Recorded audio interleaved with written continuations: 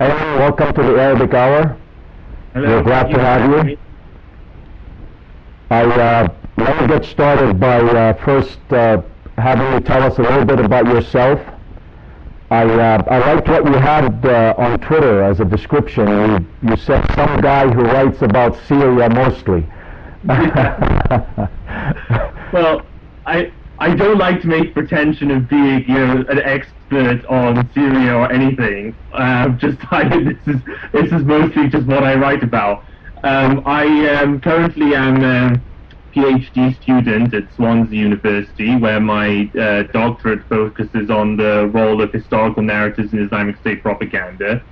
I'm also a research fellow at George Washington University's program on extremism, where I've been working with the university and the program on extremism on the translation, verification of translation, redaction, and analysis of Islamic State documents that were collected from northern Iraq and converted into PDF files before being returned to the Iraqi government. For several years, I've worked on primarily Iraq, Syria, and jihadism in general. And of course, I've been to Syria multiple times and to Iraq, which is my family's country of origin, originally from both Baghdad and from Mosul. And so, yes, and I maintain my own website and publish many of my own writings there.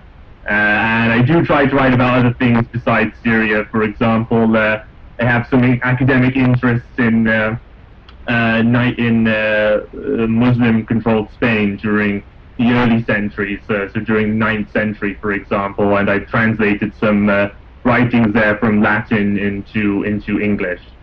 All right, very interesting. Now, how long have you been writing on ISIS, Syria, Iraq, and what's been going on? Well, currently I'm 28 years old, and I started really writing about it from, say, 2011, 2012. I was an undergraduate student at Oxford University. So ISIS, as soon as I really came on the Syrian scene in 2013, I was following it then, so there's some context on its rise and development before it burst on the global media scene in 2014 when it took control of Mosul and much of northern and western Iraq. Excellent. I know you had mentioned one of your biggest projects was the ISIS archives. Yes. And can you tell us a little bit about that and how you were able to get those and work on them? Yes. Well, the archiving of Islamic State documents, that really started in the beginning of 2015.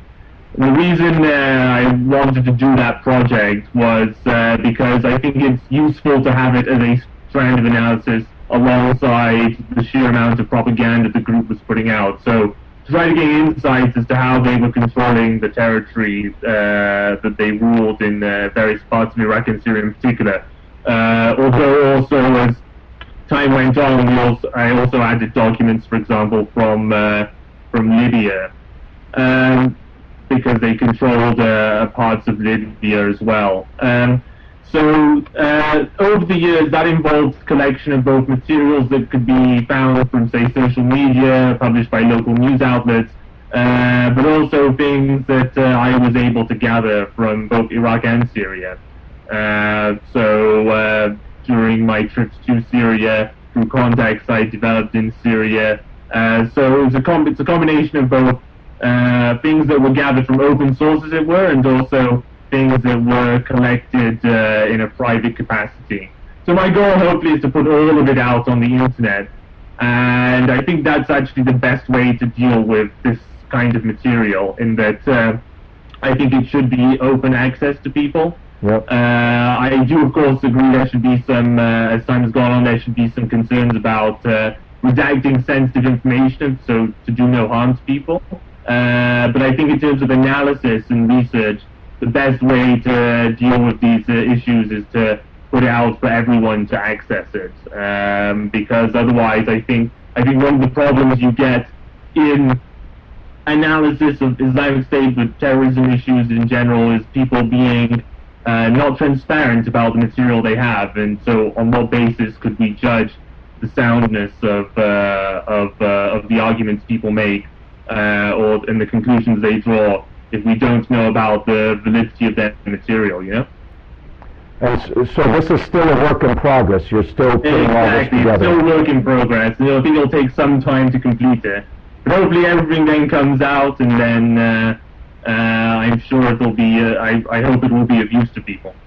Any interesting tidbits that you'd like to share with us? Anything that, while working on these documents, that kind of opened your eyes on certain things, or any revelations? Well, to be sure, actually, during the preceding years, we were able to elucidate, for example, much of the Islamic State's administrative structure when I looked at those documents. And even by summer 2015, I did actually write a paper about the evolution in Islamic State administration, drawing in particular on the 2013 to 2015 period, as it was, and comparing it with the Islamic State's past manifestations in Iraq, and how they actually had some kind of governing structures on the ground in contrast to their previous iterations. But I do think that, of course, that paper itself is outdated because there was more material that came out over time, and I think one of the limitations was that the volume of what I can collect is surely only a very small fraction of everything that was ever produced under the Islamic State in terms of documentary evidence during the time of its rule. I mean, much of the evidence surely would have been destroyed by now, or lost. Some other people still hold it, or governments took it during operations against Islamic State. So it's only a small view, but it did give some insight into how they were governing, and how they tried to respond to various challenges over time. But I think also it's key when looking at this material not to be too impressed by it, as it were, as in not to then say, well, look how great they were at governing. Actually, it's in this paper, at the end of the day, it's one line of evidence about how this entity developed over time and how it contracted, but it's not the definitive answer or key answer to everything about Islamic State. There are, of course, many other lines of evidence we should draw upon. And before we start talking about the crisis in the region, mainly Iraq and Syria, I wanted you to maybe give us a little synopsis on how things were, how the society was in those countries, and how people actually lived as one versus being apart as they are today. Yes, I would say in relation to Iraq, for example, I mean, there were, before, say, 2003, there were problems relating to issues of sect and identity. So, for example, both Kurdish and Shia unrest against the Ba'ath government. But it wasn't, the sectarianism wasn't formalized and crystallized in the way it is now, and that sectarianization arose as a result of the US invasion and the political system that was put in place by the Americans after 2003. And you didn't see, say, sectarianization of certain areas of Iraq before 2003, but then after 2003 you see it. So, for example, in Baghdad, there was a lot of mixing between Shia and Sunni pre-2003, and then with the conflict that happened with the American invasion in, say, 2005 to 2006, you saw much more of a sectarian segregation emerge within Baghdad. So, the American invasion there undeniably contributed to formalization of sectarianism that you see as so problematic today. Similarly in Syria before the war, again, there were issues relating to sectarian problems. So, for example, when you had the insurgency against the government in the late 1970s and 80s, that had a sectarian angle to it. But you don't see it with the same intensity that is today. In your opinion, what is the current situation in Iraq? In Iraq, well, I think we are at the point where the country is just always in some kind of crisis, but it's even, I think, more severe now than it was in the past because because of COVID and how it's contracting the economy, but also the decline in oil prices. And I think the Iraqi state fundamentally hasn't gotten beyond the main problems afflicting it, which is that number one, it's way too dependent on oil revenues to make money, and there's no real development of other industries. Or if they were in the past, it's clearly declined and just oil has taken over. The second problem is just the way things are structured, in that the public sector and security forces become the main employers of people, and there's no real private sector. And so because you have such a rapidly growing population, there's always this call to have more jobs from the public sector given to up-and-coming, say, new graduates from the universities. But it's just not sustainable in the long run, and I think there's eventually going to be some point of economic collapse and disaster unless you rapidly change course, I think, over the next few years. But commenting on the other aspect, which I suppose would be security, I think what you find is that Islamic State in many ways became a steady state insurgency in various parts of the country, and there is this fundamental problem that while I don't think you get a scenario where Islamic State takes over large amounts of areas as it did in, say, 2014, you have problems, for example, that certain areas are quite difficult to secure. So, for example, you take in Diyala in eastern Iraq and the Hamarin Mountains area, that's very difficult terrain, and it's one that Islamic State insurgent cells can easily hide in. And similarly, you have that vast border with Syria that is very difficult, I think, to secure. So I don't think that you go back to, say, 2014.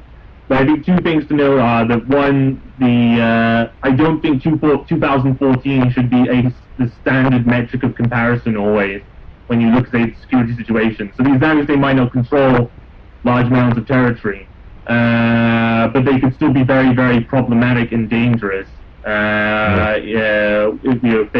They're very frequently conducting attacks, and it's undermining, say, local security and people's sense of security. Yeah. And the second thing also, I think, is that when it comes to analysis of what the trends are, it's important to look at data over the long term, rather than what you often find in media, which is that a sudden attack happens and, say, which a substantial number of people are killed, and then the question that was always put is this an Islamic State resurgence? I think that's a short-sighted way to look at things, and you have to look at data over a long spread of time. Now, I've always wondered about the remnants of ISIS.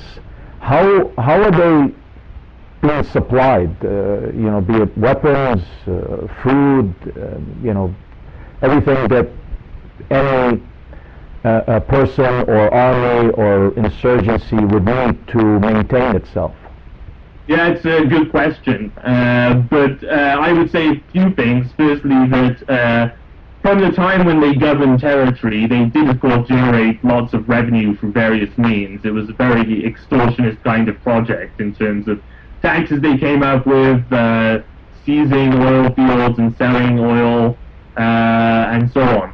And so they would have built up some kind of reserve, I think, of money that they could then use to, for example, buy weapons or from local sources, or to acquire food, melt back into the population and come back out. Perhaps even say there are businesses that not only are nothing wrong with them, but actually might be Islamic State fronts. Of course, there's a whole degree of speculation in that. Then, of course, they would have they could seize weapons from their enemies when they launch raids against them. So they might attack an outpost of Iraqi security forces and seize the weapons they take from that barracks, or they take capture a vehicle. So there are still ways for them to maintain and supply to themselves, even if they don't formally control any territory anymore. Yeah. Now, let's shift a little bit to the Kurds, and what are they helping or hindering Iraq in this particular time as to, keeping the country together, sharing any economic wealth, and so on? Well, I think actually the Kurds, the Kurdish parties, as it were, I think should speak of the Kurdish parties rather than say the Kurds as a whole. I think they're really as guilty as the rest of the other ethno-sectarian political representations that have contributed to the state of crisis that the country is in right now. And they also have these similar problems of over-reliance on public sector, but also they gambled on this idea that they could, they gambled on this whole referendum, or I should say Barzani's Kurdistan Democratic Party gambled on it back in a few years ago. And although it was quite clear they didn't have the means to actually become an independent country, and they still do not for the foreseeable future, nonetheless they went through with that referendum, and the result was they actually lost a lot of the other territories they had gained from actually having exploited from the rise of Islamic State back in 2014, for example, when they took almost complete control of Kirkuk city. Now that city is entirely under the control of the central government. So I think there's been, from the Kurdish political leadership, there's been political miscalculation. I think they were partly abetted in that by some of their Western supporters who encouraged this idea that the referendum was this great opportunity.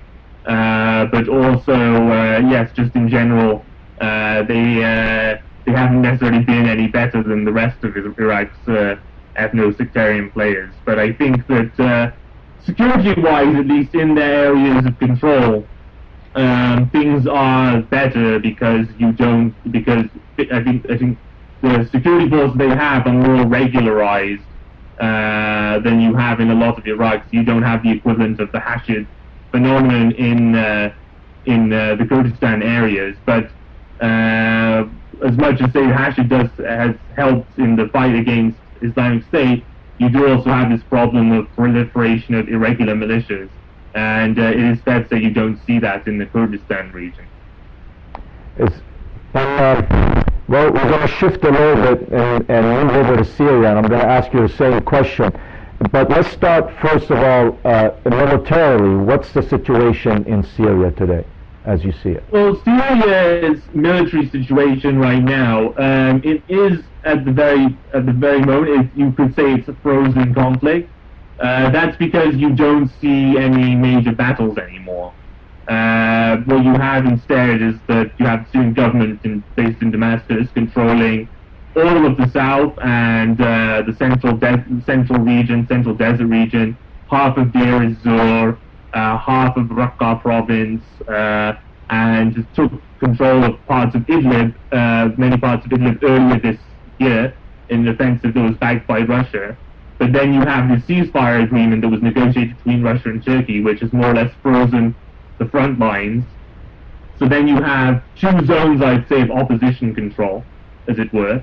One is Idlib and its immediate environs in northwest Syria, which is primarily controlled by the group called Hayat Tahrir al-Sham, and evolved out of an Al-Qaeda affiliate. And there are other factions, of course, but the hegemony in that area belongs to Hayat Tahrir al-Sham.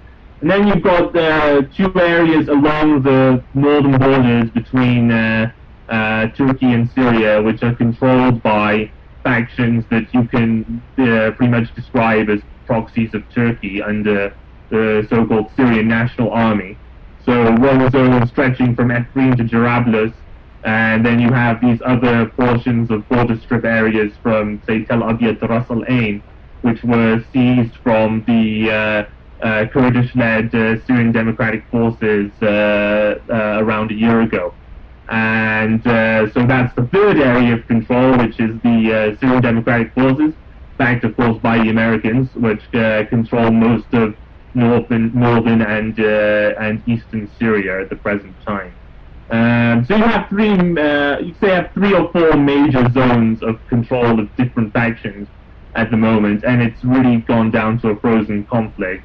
And as for the Islamic State, they don't formally control any territory, and they haven't for a while now, since they lost Baghouz in March of 2019. But they're still active as an insurgency, primarily in the central and eastern parts of the country. Now, we keep hearing about the battle for Idlib, and that, you know, we keep hearing about when is the Syrian army going to start an offensive. What's the situation there? Well, I think with the issue of when an offensive starts, it really just does come down to, in the end, what the Russians and Turks agree between themselves, or what, say, Russia feels at the present time, because remember, there was that offensive in earlier this year, which did take back substantial parts of Idlib, and then they eventually, there was the securing of the whole M5 highway that was crucial to the Syrian government. But then, you know, Turkey started unilaterally intervening with thousands of troops, and actually aided the insurgent factions like Hayat Tahrir al-Sham and the others in reclaiming some of the territory they'd lost during that offensive. And there was a substantial use of drone warfare there, and of course the Turks were keen, I think, to make the distinction between the Syrian government forces and the Russians. They were just more or less attacking the Syrian government forces, and then Russia eventually decided that rather than escalate things further and risk a conflict where, say, both Russian and Turkish forces are getting killed in substantial numbers, they decided to negotiate that ceasefire over Idlib, which in many ways was Turkey relinquishing a lot of its previous claims about how it would reinforce the lines that had been previously agreed at Sochi. So right now you have this ceasefire still in place, and there's no sign right now that Russia is going to go back on it and support another offensive against Idlib for the time being. So really, until there's some kind of new tension or fallout between Russia and Turkey, it's going to be stuck like this for the foreseeable future. For some time. Lines frozen. Now, what exactly are the American forces doing in Syria? Now, you know, here in the U.S., every once in a while we hear about, or there's talk about the only reason the American forces are there are to quote unquote protect the oil fields and keep them away from the Syrian government. Yeah. So is there any truth to that, and what exactly are they? What's their purpose there? Well, I think the whole oil rationale was a way to convince Donald Trump to keep the troops there when he ordered that withdrawal. So I think the fundamental problem you had with U.S. policy is you had the conflict between Trump's inclinations and desires, which was actually that he wanted out of Syria once the fight against IS was done. And then in contrast, the bureaucracy surrounding him and the consensus you have in foreign policy circles in DC, which is that the U.S. should more or less stay indefinitely until some kind of quote-unquote political solution or transition is worked out.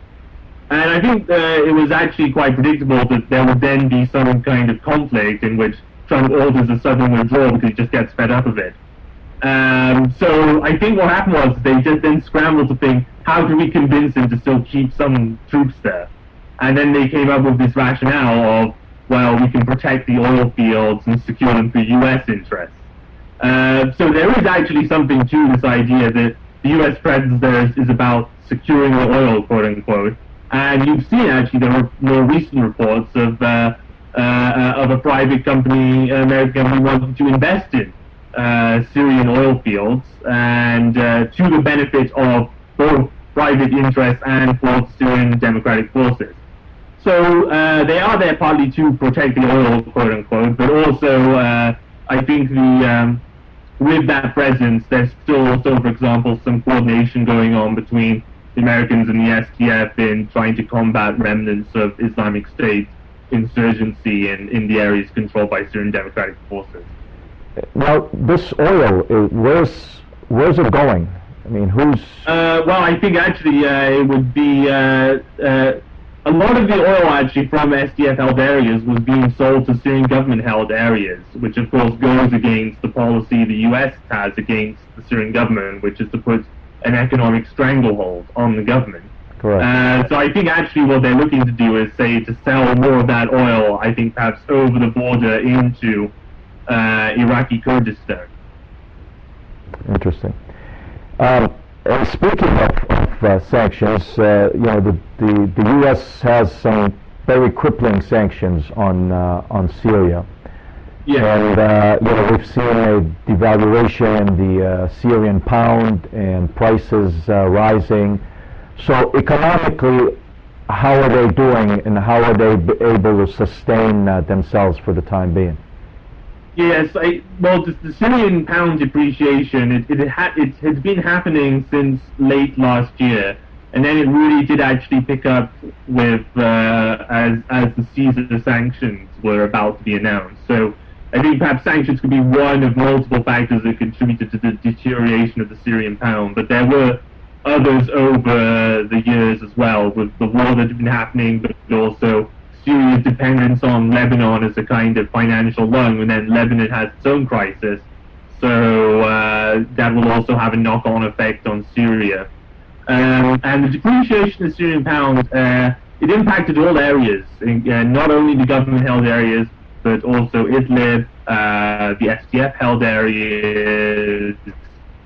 And so one of the solutions that the opposition-held areas have come up with is to switch to the Turkish lira in the everyday transactions. So you find, for example, in Idlib, for instance, a lot of prices of food in restaurants or in goods on sales in supermarkets, they are all put in, mostly put in Turkish liras, but sometimes also they try to fix prices in dollars because the Turkish lira itself is a little unstable. So the opposition areas had a way to weather the impact of that depreciation, and I think sanctions also, they're less affected by sanctions by virtue of their connection with Turkey land border, so goods can be more readily brought in, as it were. So yeah, I would say yes, the Syrian government-held areas are the main ones that bear the brunt of the depreciation of the pound because they have no alternative currency, and also because they are the actual primary target of the US sanctions. And I know there's a lot of, it's quite a heated issue in terms of the policy debates that go on, but I would say sanctions do have an impact of some kind. For example, if you take the fuel sector, sanctions have worked to target that as a whole, and ostensibly on the grounds of reducing access to fuel and reducing the access Syrian government has to resources to launch military campaigns. But there's definitely a knock-on effect that's just felt on the ordinary civilian, and I think to deny that is fairly cruel. Right now, you are seeing these various crises surrounding bread and fuel and things like this, but as for the Syrian pound, I mean, it's stabilized now at around 2,200 to the dollar. But you know, that's clearly had a huge impact on the cost of living for people in Syrian government-held areas, and just the value of their savings diminishing so much. Now, the fires that we saw just very recently in I believe it was mostly in northern Syria. Yes, around the Sahel area, which is Latakia, Tartus, Hama, and Homs. Yes. Now, do you know anything about this? Now, there's also talk about them being set on purpose? Is there any truth to that, or was this just a happenstance? To be honest, I mean, I don't believe they were deliberately set by people. They might have arisen due to negligence, but also it seems to me like, again, I can't be, I'm not a scientist or expert, so I can only, this is only my opinion, but it seems to me like as though these fires and the fact that they're occurring so late in the year, you can't really divorce that, say, from the unprecedented wildfires you see around other places in the world, such as in California, right in your home country. And that does seem to me, again, I could be wrong about it, but seems to be linked in some way to climate change and the overall heating of the earth. Again, not a scientist, so I can't definitively say that. Understood. But Understood. yeah, seems like that to me. Now, what does Turkey want? Do they want to rebuild the Ottoman Empire, or what are they looking for when it comes to both Iraq and Syria? Well, when it comes to Syria, I think that's a good question. What exactly does Turkey want in the long term, right? Because they have these large numbers of troops in both in the various areas of opposition control, and they helped build many projects in those areas, and they've established links between Turkey and those areas in a way that says they want to be there for the long run. But it falls short actually of outright annexation. So you're not seeing Turkish government officials saying we want to make these areas wherein in Syria new provinces of Turkey.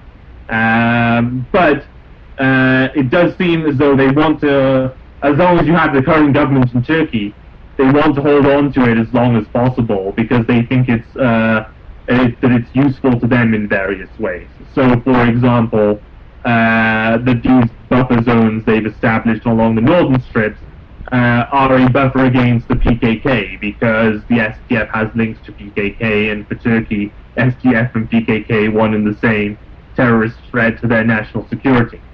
The other being, I think, that they think if they maintain these areas, it might be useful to them for trying to push a wider political settlement, as it were, in a way that they would want, because I've always think they've always been with the opposition from the outset of the conflict. The third, of course, is that in maintaining those areas, they of course have developed their own proxy force in the Syrian National Army, especially in the so-called first and second legions of the Syrian National Army. And you see that they're used by Turkey as a tool for their foreign military ventures elsewhere, both in Libya and now in the Azerbaijan-Armenian conflict. Yes. Despite the fact that people were initially denying it at first, but actually, yes, the parts of the Syrian National Army just truly became this proxy force of Turkey and useful as a mercenary force elsewhere. So I think they have multiple interests for why they currently have their presence in Syria and in various places. Most usually, for example, take Idlib. They think that with their current deployment, that this is a way to deter any future offences on Idlib that might lead to a large-scale displacement of people over the border into Turkey, because also there is this tiredness in Turkey with the large numbers of Syrian refugees.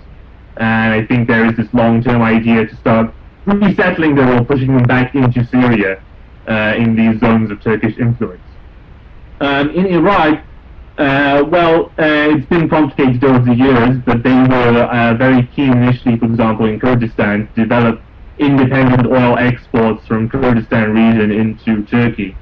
But I think what the miscalculation of many people was to presume that Turkey therefore wanted the independence of the Kurdistan region, when actually they've always been opposed to that because they're opposed to Kurdish independence and autonomy in general. They're at least skeptical of it.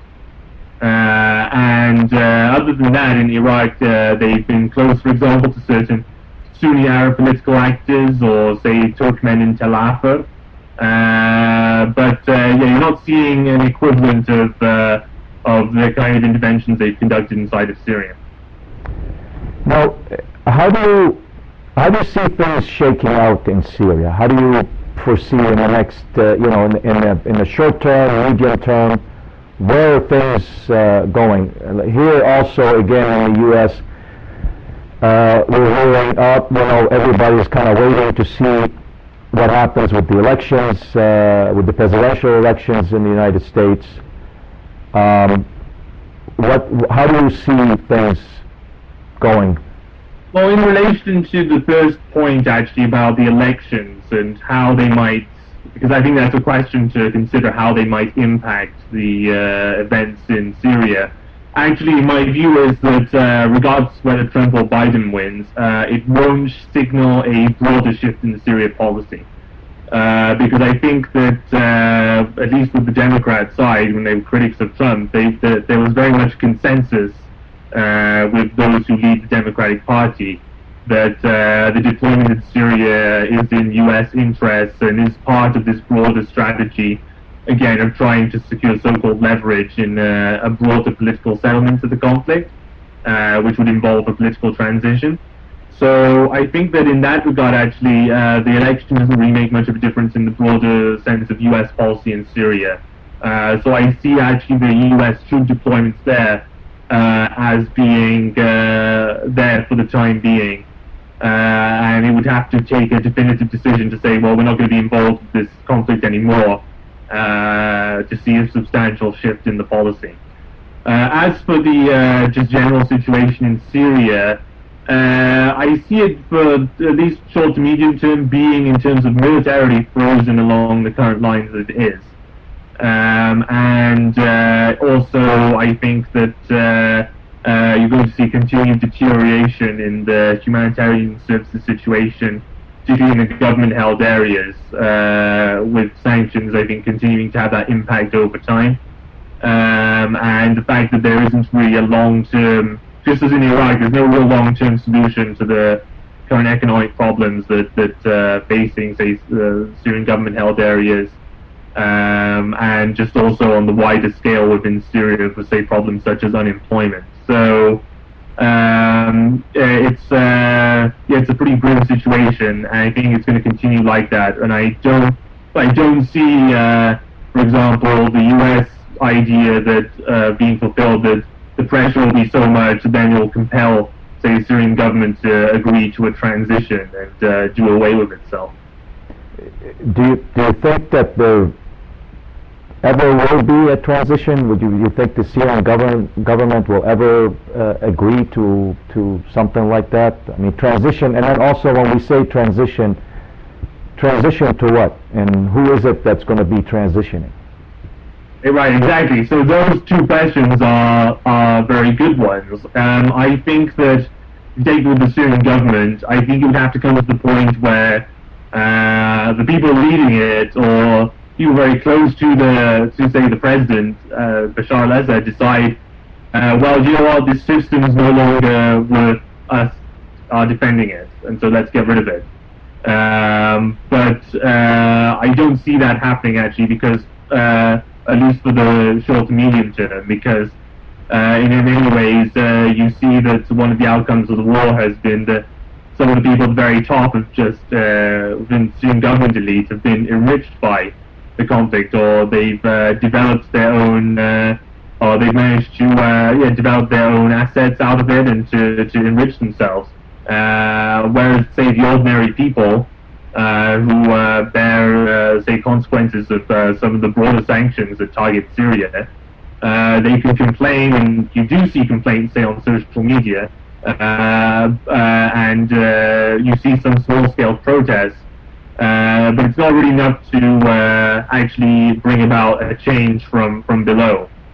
I don't see an agreement to a transition of the kind that the U.S. would envision. I mean, also, yes, the exact question is, what would transition look like at this stage? Because you still have, besides the issue of the government opposition dynamic. You have, for example, the tensions between the opposition and, say, the SDF, which have never been properly resolved. Although it's not as though that conflict between the two went back to, say, when Turkey decided to intervene. It was going back all the way to 2012, 2013. So yes, how would, say, the SDF be incorporated into a transition? What would the opposition's plans for something like that be? What would representation of different sides look like in a transition? So I think that with the whole issue of transition and the question of that, it's a thing to float about in theory, but in practice, no one's actually worked out how this would actually play out. So it's another obstacle to a definitive resolution. Correct, because the opposition isn't, it's not one group. It's multiple. Exactly. Yeah. So I mean, if you take Idlib for example.